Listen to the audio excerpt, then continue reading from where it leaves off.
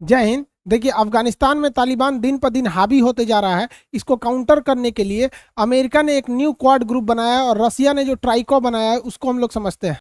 जिस रफ्तार से अफगानिस्तान से अमेरिका की फौज वापस जा रही है, उसी रफ्तार से अफगानिस्तान के अंदर तालिबान हावी होते जा रहा है और वो बहुत हद तक हावी हो चुका है। मेन जो बड़े बड़े शहर है वहाँ का अभी तालिबान आगे नहीं आ पाए, जैसे काबुल वगैरह है। तो एक्चुअली इसमें एक और रीजन है कि काबुल की में एजुकेशन, वो राजधानी है, इंडस्ट्रियल एरिया है, तो थोड़ा वहाँ एजुकेशन है, तो वो लोग भी ज़्यादा इन लोग के बहकावे में आते नहीं है, तो इनको एक तरह का वहाँ पे पब्लिक सपोर्ट बहुत कम है। अब ये अफगानिस्तान क्या किया, तालिबान के बढ़त को देखते हुए अमेरिका ने वापस बॉम्बिंग स्टार्ट कर दिया। दो ओर से बॉम्बिंग की जा रही है। एक, अमेरिका भी अपने हवाई जहाज से बॉम्बिंग कर रहा है तालिबान के ठिकानों पर, और एयरफोर्स जो अफगानिस्तान की भले ही छोटे एयरफोर्स है वो भी बॉम्बिंग कर रहे हैं। तो अफगानिस्तान की एयरफोर्स, अमेरिका की एयरफोर्स बॉम्बिंग कर रहे हैं। ये बॉम्बिंग इन लोग को पैरेलली करना चाहिए, एक दिन ये करे एक दिन वो करे, इस टाइप का, ताकि अब जो तालिबान के बढ़ते कदम है उसको, रफ्तार को कम किया जा सके और हमें एक मौका मिल सके ताकि हम लोग वहां कुछ कर सकते हैं। अफगानिस्तान की आंतरिक स्थिति अशांत होने की वजह से ईरान और पाकिस्तान की ओर बहुत सारे उसके शरणार्थी, रिफ्यूजी भागेंगे। हालांकि उसके उत्तरी दिशा में उज्बेकिस्तान, तुर्कमेनिस्तान वगैरह में तो पाकिस्तान, अफगानिस्तान के बहुत सारे सैनिक अपनी जान को बचाने के लिए सरेंडर वहां भाग गए और कुछ तालिबान के साथ सरेंडर भी कर दिए।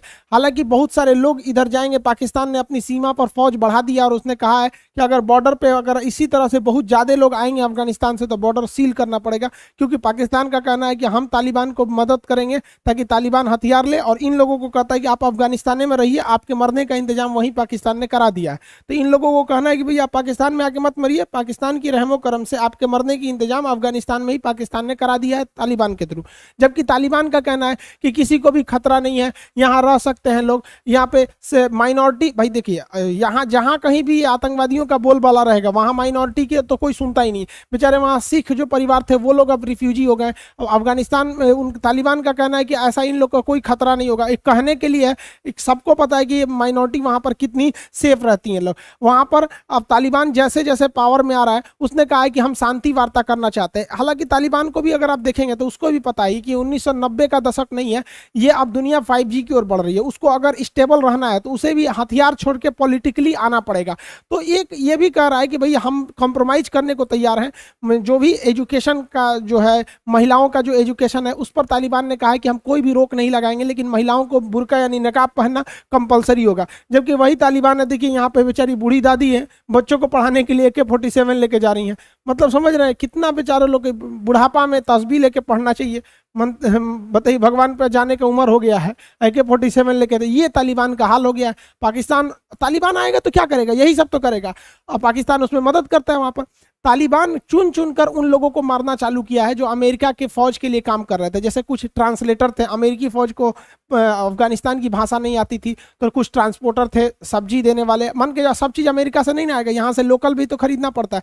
तो उन लोग को चुन चुन के मार रहा है, वहाँ के एयरफोर्स के पायलटों को, आर्मी वालों को। ये अमेरिका की भी यहाँ गलती है कि अमेरिका पे से लोगों का भी ट्रस्ट हटेगा, क्योंकि लगभग 40,000 से ज़्यादा लोगों ने डायरेक्टली अमेरिका का साथ दिया था, और लाखों ऐसे संख्या है अफगानिस्तान में लोगों की जो अमेरिका का साथ ये आस में दिए थे कि अमेरिका यहाँ रहेगा और एक स्टेबल गवर्नमेंट बनाएगा। अमेरिका अचानक चला गया, वो बुढ़ऊ जो बाइडेन है अचानक बुला लिया। अब इन लोगों के लिए कोई सेफ व्यवस्था नहीं रखा और ना ही इनका कोई सेटलमेंट काम किया है।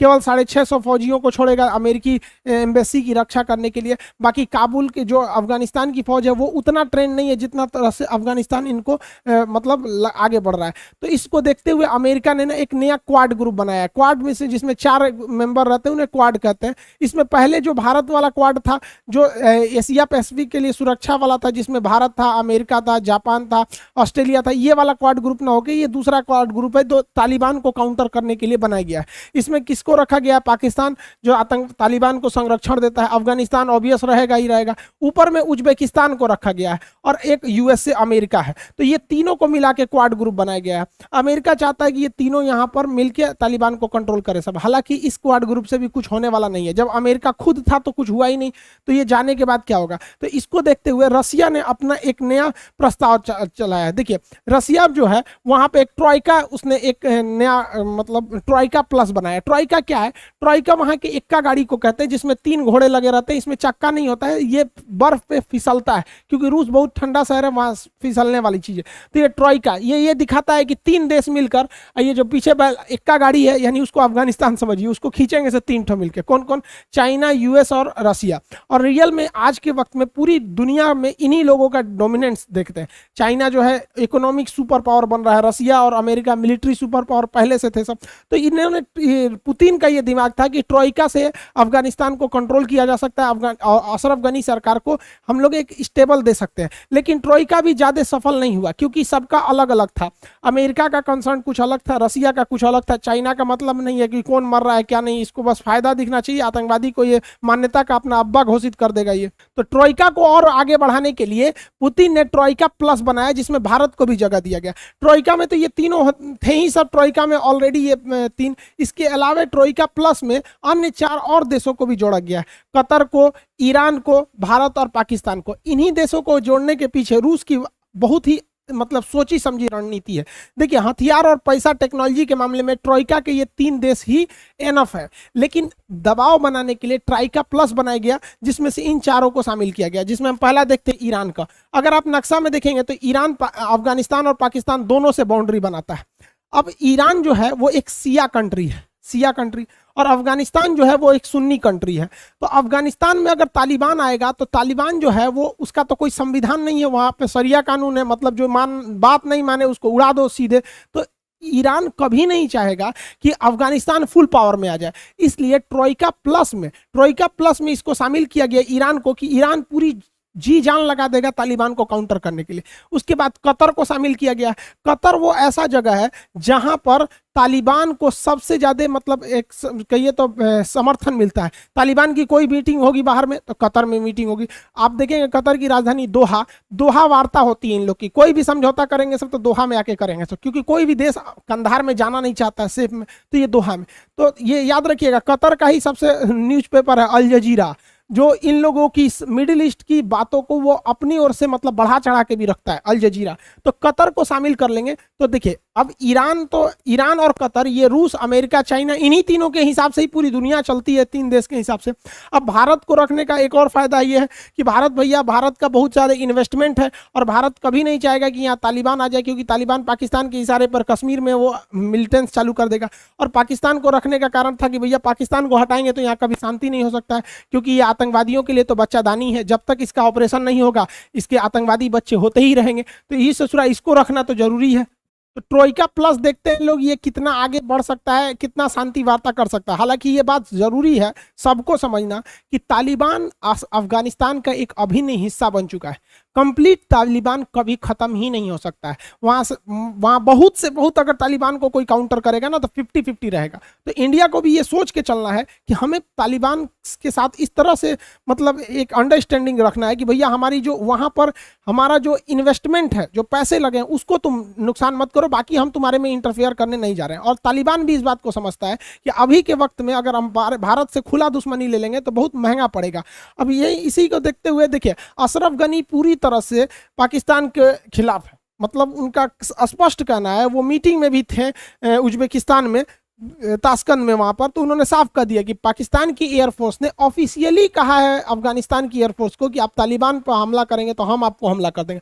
मतलब जो एयरफोर्स देश की रक्षा के लिए होती है, लेकिन पाकिस्तान की एयरफोर्स आतंकवादियों की रक्षा के लिए होता है। अब यही पाकिस्तान जो होता है यहाँ पर 10,000 से ज्यादा जिहादियों को घुसा दिया अफगानिस्तान में, जिससे कि अशरफ गनी ने ओपन मंच पर किया है। अब किसी देश का प्रेसिडेंट बोलता है तो इस बात की बहुत बड़ी वैल्यू होती है। ये पाकिस्तान वाले कितने गिरे हुए हैं आप अंदाजा लगाइए। बकरीद की नमाज हो रही थी प्रेसिडेंट पैलेस में, बकरीद के नमाज में भी बम फोड़ दिया सब। बेचारा देखिए, ये बेचारे एक आदमी है, घबरा के मतलब उठ के जाने लगे। अब बताइए कोई नमाज पढ़ रहा है उस वक्त भी बम फोड़ रहे हो। अब बताइए इस्लामिक ऑर्गेनाइजेशन के जो 57 देश हैं, क्या इस पर प्रतिक्रिया सुने हैं? नहीं हो सकते। लेकिन यही अगर रॉकेट हमला नमाज पढ़ रहे फिलिस्तीनियों पे होता या कश्मीर पर होता तो बवाल मचा देते।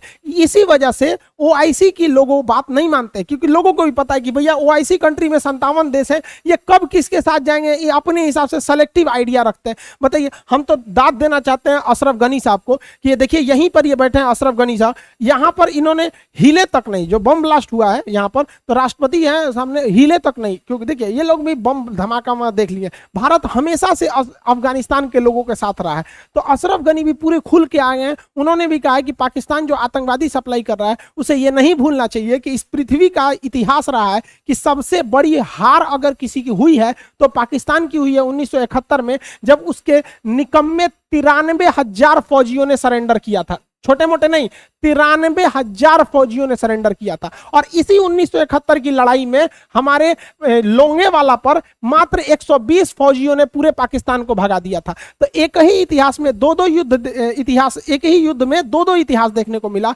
जब सबसे बड़ी हार पाकिस्तानियों की हुई और भारत ने एक तरफा जीत रख गया। बताइए 120 फौजी मिलकर लोंगेवाला में हरा दिया सब। तो ये पोस्ट उन्होंने दिखाया। अब ये कोई आम पब्लिक या मीडिया दिखाती तो अलग बात है, किसी देश का राष्ट्राध्यक्ष अगर बता रहा है तो बहुत है।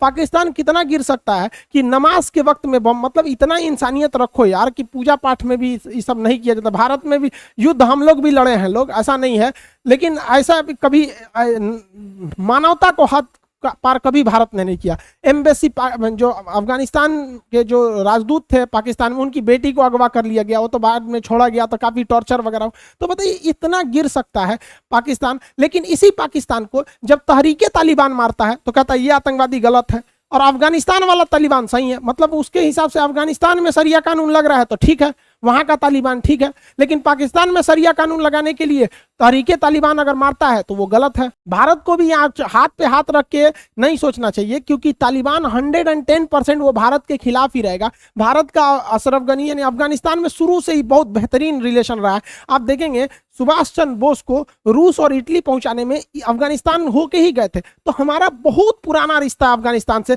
दहेज में अफगानिस्तान मिला था बिहार के चंद्रगुप्त मौर्य को, area Arachosia Gedrosia Paropamisadae Chandragupta Maurya को दहेज में मिला था, जिसका अभी का नाम काबुल कंधार मकरान हेरात है। तो दहेज का जमीन है बिहारियों की अफगानिस्तान। तो हमारा पुराना रिलेशन है। वहां $3 बिलियन निवेश किया है, पाकिस्तान ने भी निवेश किया है, लेकिन वो आतंकवादी के रूप में निवेश किया। हम लोगों ने वहां 135 करोड़ रुपए लगा के हाईवे बनाए हैं लोग, जरान से लेकर डेलाराम तक इस हाईवे को बनाए हैं लोग। साथ ही हम लोग ने वहां पे $90 मिलियन पैसा लगा के हम लोग वहां का संसद भवन बनाए हैं। 290 मिलियन डॉलर बना के वहां सलमा डैम बनाए हैं जहां की बिजली उत्पादन हो सके। तो ये अफगानिस्तान के लोग भारत से काफी इमोशनल अटैच में है। लेकिन जब तालिबान आएगा तो तालिबान इन सारी चीजों पे अटैक करेगा नहीं, वो करना चालू कर दिया है। ओपनली उसने बोल भी दिया है, संसद के एरिया में हमला भी चालू हो ही गए हैं, यहाँ पे हाईवे पे कब्जा करना वो चालू कर ही दिया है। साथ ही सलमा डैम पर जो सिक्योरिटी चेक पोस्ट थी उसको तालिबान वालों ने मार के उड़ा ही दिया है। तो भारत का जो इतना लंबा चौड़ा इन्वेस्टमेंट है ये बर्बाद हो जाएगा अगर हम हाथ पे हाथ रखे रहेंगे। तो ऐसा नहीं है कि भारत ऐसी समस्या पहली बार देख रहा है। इतिहास से भी अगर हम लोग सीखेंगे ना तो 1971 में जब इंदिरा गांधी थी तो इस समय पाकिस्तान दो था, एक पूर्वी पाकिस्तान था, एक पूर्वी पाकिस्तान, एक पश्चिमी पाकिस्तान। तो पश्चिमी पाकिस्तान बड़ा था, पूर्वी पाकिस्तान जो बांग्लादेश देख रहा है, यहाँ इतनी खतरनाक समस्या हो गई थी सेम तालिबान की तरह। तो इंदिरा गांधी ने भी मुक्ति वाहिनी की मदद से यहाँ पर 1971 का युद्ध जीत के धो दिया, शिमला समझौता कर और क्या सब पाकिस्तान वालों को कहा कि तुम कहो कि ये तुम्हारा नहीं है। सोचिए इंदिरा गांधी ने मानेकशॉ को घुसा के बहुत भयानक युद्ध हुआ था, उस पर हमने एक अलग वीडियो बना दिया 1971 के वार पर। ये युद्ध हुआ, इसमें 93,000 सैनिक हारे सब। तो भारत ने कहा कि पहले तुम कहो कि ये तुम्हारा देश अब से नहीं रहा, अब ये बांग्लादेश बन गया, तब भाई तुम्हारे 93,000 फौज को छोड़ेंगे, अन्यथा से गाय गोरू बनवाएंगे भारत में रख के इन सबको। तो कहा था कि ठीक है अब से हमारा देश नहीं रह गया। अब पाकिस्तान वाले ससुर तू नहीं क्या कश्मीर लेगा, सब जो था वो तो छोड़ दिया था। तो भारत को भी अभी ऐसा नहीं है कि हम लोग इतिहास से नहीं जाए, तालिबान को भी काउंटर किया जा सकता है, लेकिन 100% आप तालिबान के रहम दिल पर रहेंगे कि वो भारत को छोड़ेगा, तो ऐसा नहीं है। याद करिए जब हमारा विमान हाईजैक हुआ था तो कंधार में ही लेके गया था। तो उस समय अगर अशरफ गनी या फिर लोकतांत्रिक सरकार रहती तो कंधार में हमें कमांडो कार्रवाई करने का मौका मिल गया रहता। तो आई होप भारत सरकार भी इस पे एग्रेसिव एक्शन लेगी। आगे आप क्या सोचते हैं आप कमेंट करके बताएंगे। मिलेंगे नेक्स्ट क्लास में। जय हिंद।